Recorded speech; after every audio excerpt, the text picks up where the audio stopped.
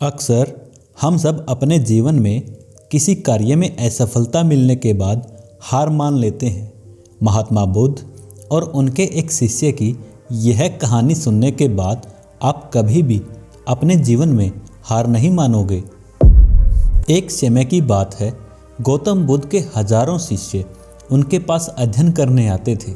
गौतम बुद्ध से जब वो ज्ञान प्राप्त कर लेते थे तो गौतम बुद्ध उन्हें किसी एक दिशा में लोगों को जागरूक करने और शिक्षा देने के लिए भेज दिया करते थे। इसी प्रकार गौतम बुद्ध का एक शिष्य बुद्ध के आश्रम में लगभग 6 सालों से था।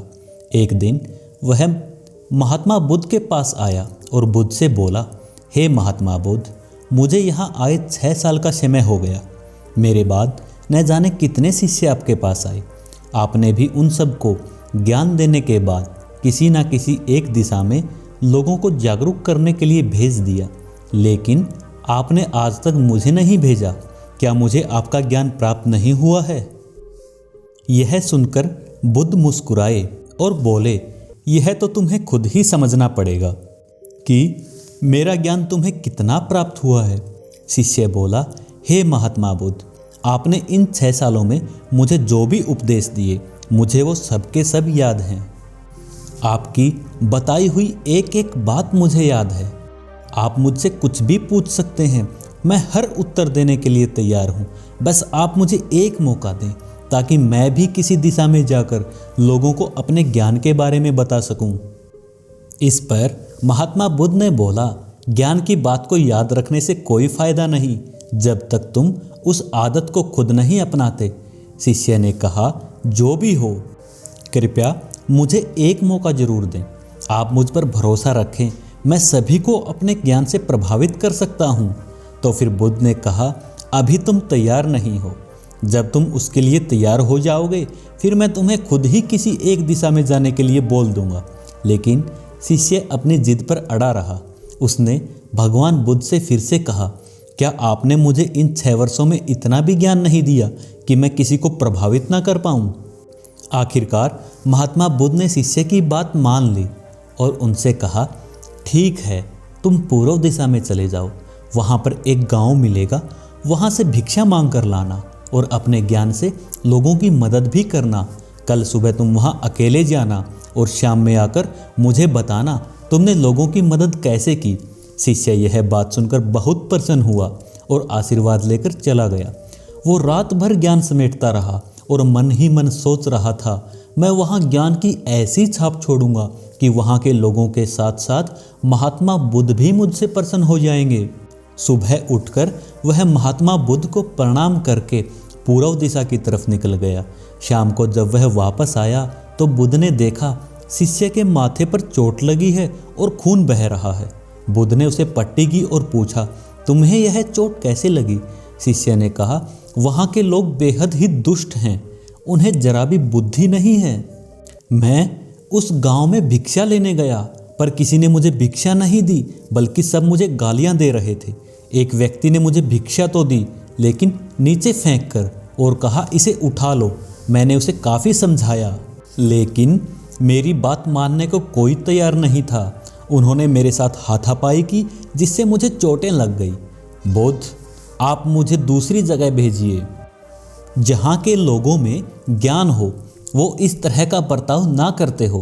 बुद्ध शिष्य की यह बात सुनकर मुस्कुराकर बोले, अगर दूसरे गांव में भी ऐसे ही लोग होंगे तब तुम क्या करोगे?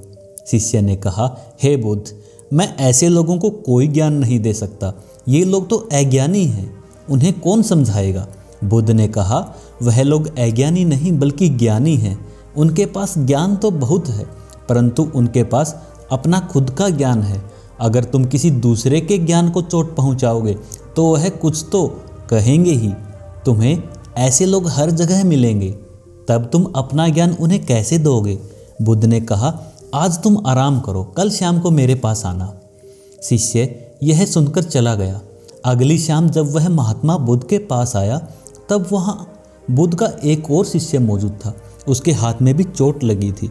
बुद्ध ने शिष्य के हाथ पर चोट देखकर उस पर पट्टी की और उससे पूछा, तुम्हें यह चोट कैसे लगी?